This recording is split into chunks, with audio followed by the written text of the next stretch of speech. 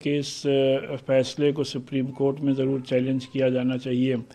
और जहाँ तक मदरसों में तालीम का सवाल है तो इन हमारे यहाँ मदरसों में सिर्फ मजहबी तालीम नहीं दी जाती है, बल्कि जो एजुकेशन मदरसा एजुकेशन एक्ट बना उसका बुनियादी मकसद अरबी फ़ारसी का प्रमोशन है।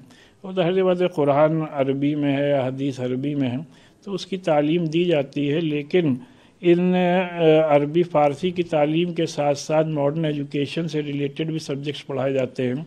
ज़्यादातर मदरसों में जहाँ इंग्लिश हो, हिंदी हो, कंप्यूटर्स हो, साइंस हो, मैथ्स हो, सबकी तालीम दी जा रही है। और इन मदरसों से फ़ारिग जो तलबा हैं, जो स्टूडेंट्स हैं, वो न सिर्फ ये कि बड़े बड़े उलमाए दीन हुए हैं, बल्कि IAS IPS ऑफिसर्स और बड़ी बड़ी यूनिवर्सिटीज़ में लेक्चरर और हेड ऑफ डिपार्टमेंट्स भी हुए हैं, वाइस चांसलर्स भी हुए हैं। और हमें यह भी याद रखना चाहिए कि अपने मुल्क के missile man APJ Abdul Kalam भी मदरसे में ही उनकी बुनियादी तालीम हुई थी।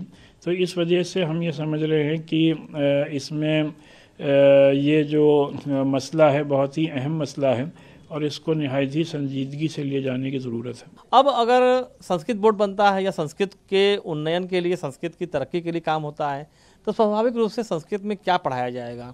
वेद की पढ़ाई हो सकती है, कुरान पुराण की हो सकती है, गीता की भी हो सकती है।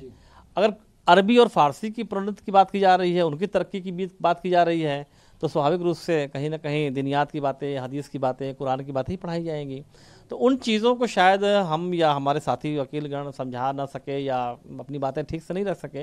ये कोई धार्मिक आधार पे धर्म की पढ़ाई के लिए ना तो बोर्ड बना है, ना तो सरकार अनुदान देती है। सरकार अनुदान देती है अरबी, फारसी और संस्कृत जैसे प्राच्य भाषाओं की तरक्की के लिए।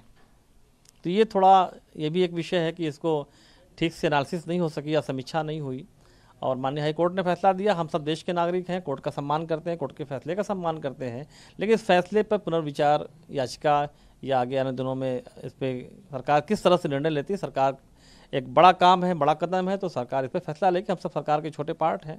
एक चेयरमैन होने के नाते मैं भी इस पर बातचीत कर रहा हूँ किस तरह से इसको हल किया जाए कि मदरसों के लोगों का जुड़ाव है, सरकार के साथ भी जुड़ाव है, बोर्ड के साथ भी जुड़ाव है, हमारे साथ भी जुड़ाव है।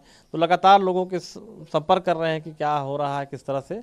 तो हम सब भी इस पर एनालिसिस करने में लगे हुए हैं किस तरह से इसको जो है एक पटरी पर लाया जाए।